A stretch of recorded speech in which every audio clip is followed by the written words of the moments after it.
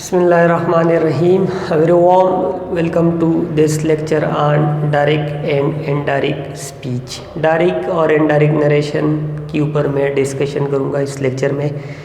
जो मैंने रूल्स के ऊपर लेक्चर अपलोड किया था वही रूल्स में अप्लाई करूँगा, ये एग्जाम्पल्स चेंज करते हुए। अगर डायरेक्ट है तो इनडायरेक्ट में, अगर इनडायरेक्ट है तो डायरेक्ट नरेशन में, डायरेक्ट स्पीच में।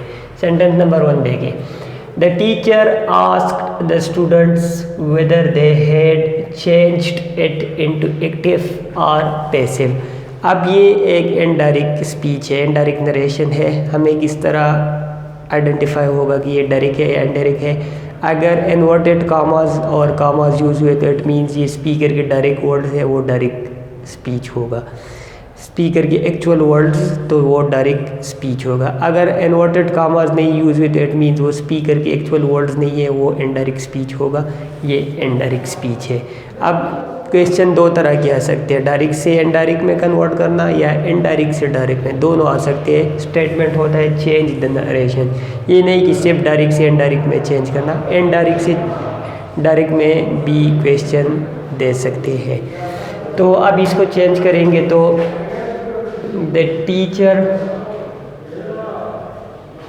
अब आस्क्ड है, ये तो इंटरैक्टिव था तो इसलिए आस्क्ड यूज़ हुआ। अब हम इसको डायरेक्ट स्पीच में यूज़ करेंगे तो सेड टू यूज़ करेंगे, क्योंकि अब आस्क्ड की ज़रूरत नहीं। आस्क्ड तो इस वजह से इंटरैक्टिव जब स्पीच हो, रिपोर्टेड स्पीच जब इंटरैक्टिव सेंटेंस, उस वक्त हम आस्क्ड यूज़ करते हैं। The teacher said to, asked के बाद टू नहीं आता, सेड के बाद टू आता है, ये पॉइंट याद रखिए। टू द स्टूडेंट्स, अब ये रिपोर्टिंग स्पीच हो गया। रिपोर्टिंग स्पीच वो पार्ट होता है जो कॉन्टेक्स्ट इंट्रोड्यूस करता है। कॉन्टेक्स्ट इसने इंट्रोड्यूस किया है कि ये टीचर स्पीकर है और स्टूडेंट जो है वो लिसनर है।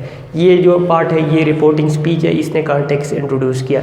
अब रिपोर्टिंग स्पीच के बाद रिपोर्टेड स्पीच आता है, तो रिपोर्टिंग और रिपोर्टेड स्पीच को हम कामा के जरिए सेपरेट करते हैं, इसलिए यहाँ पर मैंने कामा यूज़ किया। अब इन्वर्टेड कामाज में, कोटेशन मार्क्स में रिपोर्टेड स्पीच, और रिपोर्टेड स्पीच का इनिशियल लेटर कैपिटल होगा, ये पॉइंट याद रखिए। तो अब स्टूडेंट से पूछ रही है, तो अब यहाँ पर देखिए हेड, दे हेड चेंज, इनडायरेक्ट में हेड और उसके बाद थर्ड फॉर्म यूज़ किया। मैंने रूल्स में बताया था कि अगर रिपोर्टेड स्पीच में फॉर्म ऑफ वर्ब फर्स्ट है तो हम सेकंड, अगर सेकंड है तो थर्ड, अगर थर्ड है तो कांस्टेंट रहेगा। अब जब हम इनडायरेक्ट से डायरेक्ट में तो फिर रिवर्स में, अगर थर्ड है तो सेकंड, सेकंड है तो फर्स्ट। अब ये हेड और थर्ड फॉर्म है तो इसको हम या तो सेकंड फॉर्म में चेंज करेंगे या हेड को हैव में चेंज करेंगे और उसके बाद थर्ड फॉर्म को रहने देंगे। दो पॉसिबिलिटीज़ है, या तो हम हेड को, हेड मतलब इसकी रिवर्स में तो हैव यूज़ करेंगे, या हेड चेंज को हम जो थर्ड फॉर्म है इसकी जगह सेकंड, तो दोनों पॉसिबिलिटीज़ है। सबसे पहले देखते हैं हैव, हेड की जगह मैं हैव यूज़ कर लूँगा क्योंकि हैव का सेकंड फॉर्म फिर हेड हो जाएगा, तो ये चेंज किया था। अब से हेड सेकंड है तो उसका मैंने हैव, अब चूँकि इनडायरेक्ट से डायरेक्ट में कन्वर्ट हुआ तो फिर रिवर्स में, अगर सेकंड है तो ये फर्स्ट हो गया हैव। अब द स्टूडेंट्स, द स्टूडेंट्स की जगह यहाँ पर मैंने दे यूज़ किया, तो दे तो यहाँ पर यूज़ हुआ था क्योंकि इनडायरेक्ट स्पीच था। यहाँ पर जो प्रोनाउन था वो हमने चेंज किया था स्टूडेंट्स के अकॉर्डिंग, तो स्टूडेंट्स के अकॉर्डिंग स्टूडेंट के लिए प्लूरल है ये, तो प्लूरल के लिए यहाँ पर थर्ड पर्सन प्रोनाउन, क्योंकि स्टूडेंट भी थर्ड पर्सन है तो थर्ड पर्सन के प्रोनाउन दे यूज़ किया था। लेकिन अब जो टीचर है वो स्टूडेंट को एड्रेस कर रहा है, जब एड्रेस कर रहा है तो उस वक्त हम प्रोनाउन फिर यूज़ करेंगे यू, हैव यू। अब हैव के बाद हमेशा वैसे भी थर्ड फॉर्म यूज़ होता है और यहाँ पर भी हम थर्ड फॉर्म यूज़ करेंगे क्योंकि यहाँ पर हमने हैव चेंज किया। जब हैव चेंज किया तो फिर सेकंड चेंज, सिर्फ एक ही चेंज करेंगे। अगर हेल्पिंग वर्ब चेंज हो सकता हो, हेल्पिंग वर्ब चेंज करेंगे, अगर हेल्पिंग वर्ब नहीं चेंज हो सकता तो फिर मेन वर्ब। यहाँ पर अब हमने हेल्पिंग वर्ब चेंज किया था, जब हेल्पिंग वर्ब चेंज किया तो फिर मेन वर्ब नहीं चेंज करेंगे। हैव यू चेंज्ड, एट तो थर्ड पर्सन है तो वो तो कांस्टेंट रहेगा, it into active, into active और passive. Have you change it into active और पैसिव। अब ये देखिए, the teacher said to the student, reporting speech, reporting speech और रिपोर्टेड स्पीच को कामा की तरह सेपरेट किया। फिर जो रिपोर्टेड स्पीच का इनिशियल लेटर है वो कैपिटल हो गया इन्वर्टेड कामर्स में। हैव यू, क्योंकि यहाँ पर दे था वो तो स्टूडेंट्स की हो जाती थर्ड पर्सन प्रोनाउन, अब स्टूडेंट्स को वो डायरेक्टली एड्रेस कर रहा था, उसके लिए यू और हैव के बाद चेंज, तो ऐसे भी थर्ड फॉर्म यूज़ हो रहा था। और ये मैंने बता दिया कि अगर हेल्पिंग वर्ब चेंज किया तो फिर मेन वर्ब नहीं चेंज करेंगे। हैव यू चेंज इट, तो थर्ड पर्सन प्रोनाउन है तो वो अपनी जगह कांस्टेंट हो जाएगा। इट इनटू एक्टिव और पैसिव, और एंड में क्वेश्चन मार्क, और question mark inside inverted commas, inside quotation marks. ये पॉइंट याद रखिए, क्वेश्चन मार्क को बाहर नहीं लगाना इन्वर्टेड या कोटेशन मार्क्स के। ये एक तरीका होगा। सेकंड तरीका ये है कि यहाँ पर हम, ये पॉइंट तो वही रहेगा, the teacher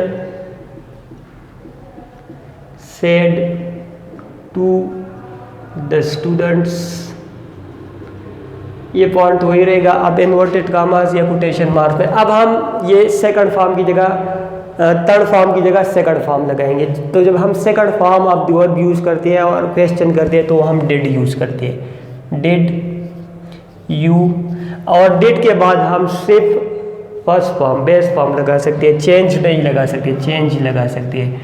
did you change it into active और पैसिव, और अगेन क्वेश्चन मार्क को इनसाइड कोटेशन और इनसाइड इन्वर्टेड कॉमर्स यूज़ करना है। अब एक पॉइंट याद रखिए, जो इनडायरेक्ट स्पीच था, इनडायरेक्ट स्पीच में 2-3 पॉइंट्स याद रखने। एक तो ये कि आस्क के बाद टू नहीं लगाना, इस तरह नहीं कहना the teacher ask to the student या आस्क फ्रॉम द स्टूडेंट, क्योंकि आस्क एक ट्रांजिटिव वर्ब है, इसके फ़ौरन बाद नाउन या नाउन इक्विवेलेंट आता है, प्रपोजिशन नहीं आता। एक पॉइंट। सेकंड पॉइंट, जब यहाँ पर आस्क यूज़ किया तो एंड में क्वेश्चन मार्क नहीं यूज़ करेंगे। यहाँ पर अगर आस्क आ गया तो यहाँ पर फिर क्वेश्चन मार्क नहीं यूज़ होगा, फुल स्टॉप, क्यों इनडायरेक्ट क्वेश्चन है, इनडायरेक्ट क्वेश्चन के एंड में फुल स्टॉप यूज़ होगा, क्वेश्चन मार्क नहीं होगा। 2 पॉइंट्स हो गए। थर्ड पॉइंट ये है कि अगर यहाँ पर आस्क्ड आ गया, यहाँ पर आस्क्ड, तो यहाँ पर डेट नहीं आ सकता। The teacher asked the student that whether या दैट एफ वगैरह, आस्क्ड आया तो यहाँ पर डेट नहीं आ सकता। 3 पॉइंट। लास्ट पॉइंट, अगर यहाँ पर आस्क्ड आया तो यहाँ पर इन्वर्जन नहीं करेंगे। इन्वर्जन मीन्स के हेल्पिंग वर्ब पहले लगाए और सब्जेक्ट बाद में लगाए। इन्वर्जन हम डायरेक्ट क्वेश्चन में करेंगे, इनडायरेक्ट क्वेश्चन में नहीं करेंगे। यहाँ पर देखिए, have you change, helping verb पहले लगाए, सब्जेक्ट बाद में। Did you change, helping verb पहले लगाए, सब्जेक्ट बाद में। लेकिन इनडायरेक्ट क्वेश्चन में हम इन्वर्जन नहीं करेंगे। हैड दे गलत हो जाएगा, दे हैड करेक्ट होगा। 4 पॉइंट्स में रिपीट करता हूँ। पॉइंट नंबर 1 ये है कि आस्क के बाद प्रीपोजिशन टू नहीं यूज़ होगा, फ्रॉम नहीं यूज़ होगा। पॉइंट नंबर 2 ये, अगर आस्क यूज़ हुआ तो एंड में क्वेश्चन मार्क नहीं यूज़ होगा। थर्ड पॉइंट ये कि आस्क के साथ दैट नहीं यूज़ हो सकता। 4 नंबर पॉइंट ये है कि अगर आस्क आया तो फिर इन्वर्जन नहीं करेंगे। इन्वर्जन मीन्स कि हेल्पिंग वर्ब पहले लगाए और सब्जेक्ट बाद में लगाए। ये points FSc second year exam में भी इम्पॉर्टेंट है और एनएमडीकेट में भी इसके ऊपर एमसीक्यूज आ सकते हैं। Sentence number 2, let's have a party the boys said. अब ये लेट्स जो है ये सजेशन एक्सप्रेस कर रहा है, सजेशन बता रहा है। तो सजेशन है तो मैंने बताया था कि जो रिपोर्टेड स्पीच में जो स्टेटमेंट है उसके अकॉर्डिंगली हम रिपोर्टिंग स्पीच का सब्जेक्ट चेंज करेंगे। तो द बॉयज सजेस्टेड दैट, अब लेट्स का मतलब है लेट अस। अब अस फर्स्ट पर्सन प्रोनाउन है तो यहाँ पर अगर फर्स्ट पर्सन प्रोनाउन है वो यहाँ सब्जेक्ट के मुताबिक हो, तो बॉयज़ की अकॉर्डिंगली जब ये चीज़ बॉयज़ थर्ड पर्सन प्लूरल है, थर्ड पर्सन प्लूरल की प्रोनाउन आ जाएगा they should have a party. अब पॉइंट याद रखिए, अगर रिपोर्टेड स्पीच में सजेशन आ जाए, सजेशन मीन लेट्स, इस तरह के वर्ड्स आ जाए जिसमें सजेशन एक्सप्रेस हो रहा हो, लेट्स या लेट अस, तो उस वक्त हम रिपोर्टिंग स्पीच का जो सब्जेक्ट है वो सजेस्टेड में चेंज करेंगे। उसके बाद डेट तो ऑप्शनल है, ये हम यूज़ करें या ना करें। उसके बाद तो वही सब्जेक्ट वाला वही फार्मूला है, प्रोनाउन चेंज होगा, फर्स्ट पर्सन है तो रिपोर्टिंग स्पीच के सब्जेक्ट सेकंड पर्सन है, रिपोर्टिंग स्पीच का ऑब्जेक्ट थर्ड पर्सन है, तो कांस्टेंट रहेगा वो, तो वही चेंजेस है। यहाँ पर फिर हम यूज़ करेंगे, अगर यहाँ पर सजेस्टेड आया, सजेस्ट आया या सजेस्टेड है, यहाँ पर फिर हम सब्जेक्ट के बाद रिपोर्टेड स्पीच के सब्जेक्ट के बाद शुड यूज़ करेंगे, और शुड के बाद तो वैसे भी सिर्फ और सिर्फ बेस फॉर्म यूज़ हो सकती है, बाकी वही सेंटेंस। तो यहाँ पर शुड के बाद है base form of the verb use हुआ। सेकंड इसका फार्मूला ये है कि हम इस तरह भी कर सकते हैं, the boys suggested to have a party, ये भी पॉसिबल है। The boys suggested to have a party, इस तरह भी पॉसिबल है। या थर्ड पॉसिबिलिटी ये भी है कि the boys suggested having a party, having a party, ये भी पॉसिबल है, लेकिन बेटर ऑप्शन वही सजेस्टेड और इसके साथ फिर सब्जेक्ट और शुड और base form of the verb. ये याद रखिए कि रिपोर्टेड स्पीच पहले आ सकती है, जिस तरह यहाँ पर रिपोर्टेड स्पीच पहले है, रिपोर्टिंग स्पीच बाद में। अब जब रिपोर्टेड स्पीच पहले आए तो रिपोर्टेड स्पीच का तो इनिशियल लेटर वैसे भी कैपिटल होगा, चाहे वो पहले आए बाद में आए, और इन्वर्टेड कामाज में एनक्लोज्ड होगा। अब जब हम रिपोर्टिंग और रिपोर्टेड स्पीच को सेपरेट करेंगे, उस वक्त जब रिपोर्टेड स्पीच पहले आया हो तो हम यहाँ पर कामा यूज़ करेंगे इनसाइड इन्वर्टेड कामाज या इनसाइड कोटेशन मार्क्स। अगर सेंटेंस नेगेटिव हो या डिक्लरेटिव हो या सजेशन दे रहा हो या इम्पेरेटिव हो, लेकिन अगर सेंटेंस इंटरोगेटिव हो तो फिर इस पॉइंट पर हम क्वेश्चन मार्क यूज़ करेंगे, और अगर सेंटेंस एक्सक्लेमेटरी हो तो फिर इस पॉइंट पर आप साइन ऑफ एक्सक्लेमेशन यूज़ करेंगे। मैं मज़ीद एग्जांपल दूंगा नेक्स्ट लेक्चर में, मैं इसके ऊपर डिस्कशन मज़ीद भी करूँगा। और फिर जब हम सेपरेट करेंगे मतलब रिपोर्टिंग स्पीच बाद में लगाएंगे तो उसका फिर इनिशियल लेटर स्मॉल होगा, कैपिटल नहीं होगा, और एंड में क्वेश्चन मार्क यूज़ करेंगे। Third, the speaker said let him speak. अब ये लेट और इस लेट्स में डिफरेंस याद रखिए। ये लेट जो है ये सजेशन नहीं दे रहा, वहाँ पर सजेशन दे रहा है। सजेशन ये होता है कि उसमें स्पीकर और लिसनर दोनों कंबाइन एक्टिविटी, कंबाइन एक्शन करते हैं, इन्वॉल्व होते हैं। यहाँ पर लेट जो है ये ऑर्डर दे रहा है, तो जब ऑर्डर दे रहा है तो यहाँ का जो रिपोर्टिंग स्पीच का द स्पीकर ऑर्डर्ड पॉइंट याद रखिए, यहाँ पर ऑर्डर्स नहीं आएगा क्योंकि ये सेकंड फॉर्म है, तो ये भी सेकंड। और जिस तरह मैंने कहा कि आस के बाद टू नहीं आ सकता, आज के बाद प्रीपोजिशन, उसी तरह ऑर्डर्ड के बाद भी प्रीपोजिशन नहीं आ सकता। तो द स्पीकर ऑर्डर्ड, अब यहाँ पर अगर हम ऑब्जेक्ट नहीं है तो हम खुद भी पुट कर सकते हैं। फॉर एग्जांपल हेम लगा दे या देम लगा दे, जो भी हम लगाए यहाँ पर हम पुट कर सकते हैं। The speaker ordered them. अब ये अगर इम्पेरेटिव सेंटेंस हो तो मैंने बताया था कि इम्पेरेटिव सेंटेंस में हम ऑर्डर यूज़ करेंगे यहाँ पर ऑर्डर, या अगर रिक्वेस्ट हो तो रिक्वेस्ट, एडवाइस हो तो एडवाइस वगैरह। फिर उसके बाद जो base form of the verb, क्योंकि इम्पेरेटिव में base form of the verb ही यूज हो। फॉर एग्जांपल मैं कहता हूँ open the door, base form of the verb, तो मैं कहूँगा I ordered him to open the door. तो यहाँ पर ये लेट चेंज हो गया टू लेट में, और हिम थर्ड पर्सन है तो ऐसे ही कांस्टेंट टू लेट हिम और speak. The speaker ordered him them to let him speak, और ये स्पीक तो कॉजेटिव वर्ब है, तो कॉजेटिव वर्ब तो वही फर्स्ट फॉर्म या base form of the verb ही यूज़ होगी। नहीं, ये लेट कॉजेटिव वर्ब है, लेट कॉजेटिव वर्ब, तो इसके बाद यहाँ पर हम सिर्फ base form of the verb ही यूज़ करते हैं। और यहाँ पर भी जब हमने टू लेट यूज़ किया, to let causative verb, to let के बाद हम फिर सिर्फ ये बेस फॉर्म ही यूज़ करते हैं अगर यहाँ पर एक्शन परफॉर्मर हो। यहाँ पर अगर एक्शन परफॉर्मर ना हो तो फिर हम थर्ड फॉर्म यूज़ करते हैं, जो मैं कॉजेटिव वर्ब वाले लेक्चर में डिटेल के साथ डिस्कस कर चुका हूँ। Sentence number 4, my friend said to me what were you doing. अब ये जो रिपोर्ट स्पीच है ये बाद में है, तो यहाँ पर क्वेश्चन मार्क यूज़ हुआ है। लेकिन अगर इसको मैं पहले लगाऊँ तो फिर ये कैपिटल होगा व्हाट वर यू डूइंग, और ये जो क्वेश्चन मार्क है ये इनसाइड इन्वर्टेड कामाज यूज़ होगा। फिर हम कामा नहीं यूज़ करेंगे, कोटेशन मार्क के इनसाइड अगर एक पंक्चुएशन मार्क यूज़ हुआ फिर दूसरा नहीं यूज़ करेंगे। यहाँ पर अगर ये पहले है और हम क्वेश्चन मार्क इसकी इनसाइड यूज़ करें तो फिर उस वक्त हम कोई और पंक्चुएशन मार्क नहीं यूज़ करेंगे। और फिर यहाँ पर लेट सपोज मैं लिख दूँगा, अगर मैं ये पार्ट पहले लेके और my friend said, my friend said to me, ये अगर मैं ये पार्ट पहले लगाओ तो फिर ये सेंटेंस का स्ट्रक्चर इस तरह होगा। लेकिन अगर ये रिपोर्टिंग स्पीच पहले आता है, my friend said to me, फिर यहाँ पर comma what were you doing.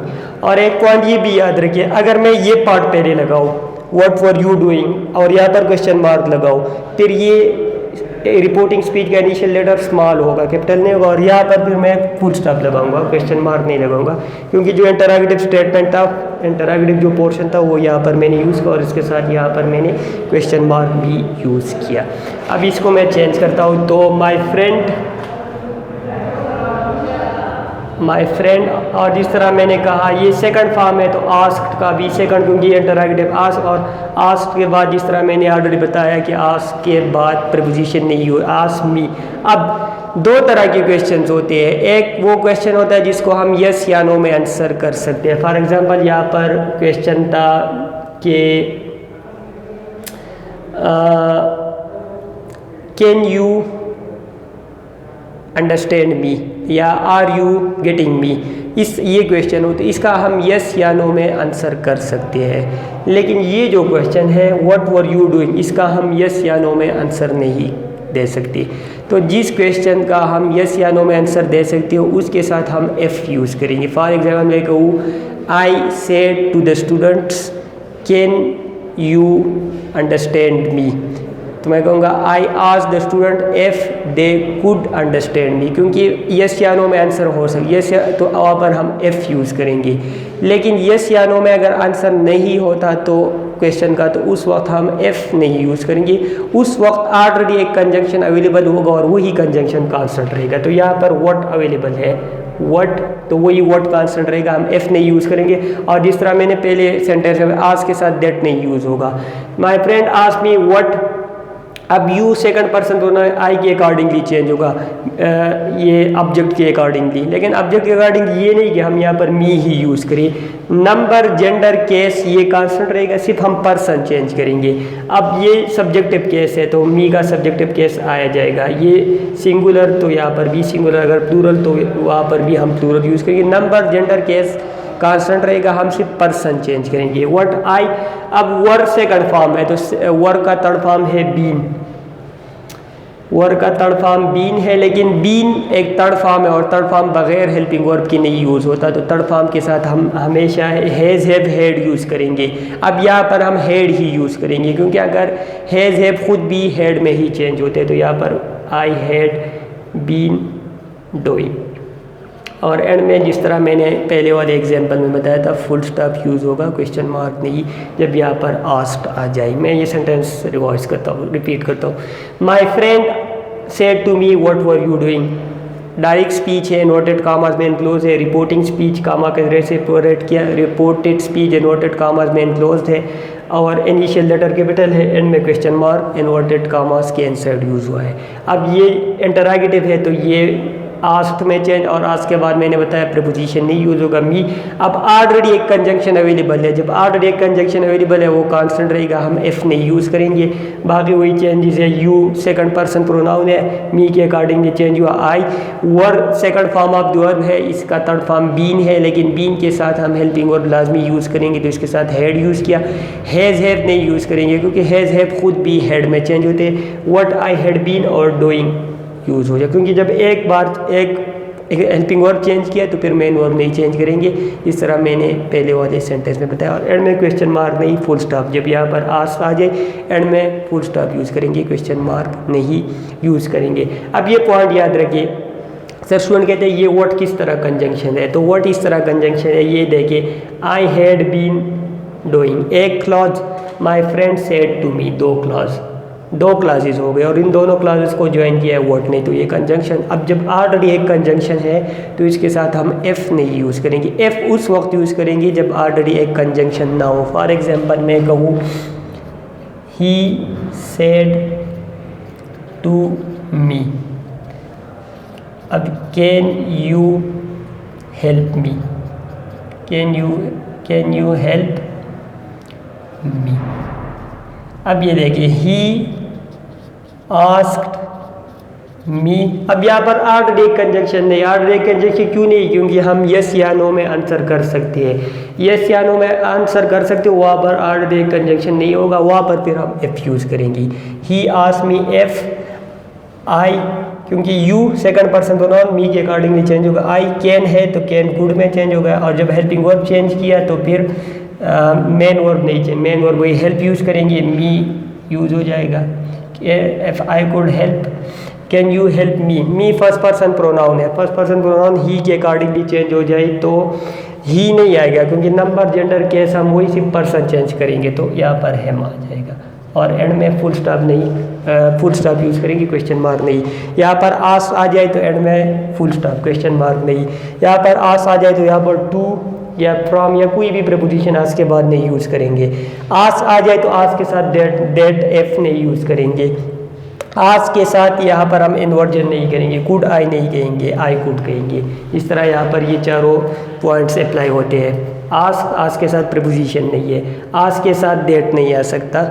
What मतलब जो कंजंक्शन ऑलरेडी अवेलेबल हो वो आ सकता है और एफ आ सकता है, लेकिन दैट नहीं आ सकता। और इसके साथ हेड आई नहीं कहेंगे, आई हेड, और एंड में फुल स्टॉप लगाएंगे, क्वेश्चन मार्क नहीं लगाएंगे। Last sentence, he said to me I shall visit you. Again reported speech है, तो इट मीन्स ये डायरेक्ट स्पीच है, नोटेड कॉमास में एनक्लोज है। ये पार्ट बी पे ले सकती है, ये पार्ट बी पे ले, दूसरा में यहाँ पर कामा की जरिए हम सेपरेट करेंगे। लेकिन अगर ये पार्ट पे ले आई तो फिर ये जो कामा है ये इनसाइड नोटेड कामास यूज़ करेंगे। ही टोल्ड मी या ही इंश्योर्ड मी भी लिख सकते हैं। ही टोल्ड मी, डेट तो कांस्टेंट है, ऑप्शनल है, हम यूज़ करें या ना करें, ये अंडरस्टूड है। आई फर्स्ट पर्सन प्रोनाउन है, ही के अकॉर्डिंगली चेंज होगा तो ही आ जाएगा।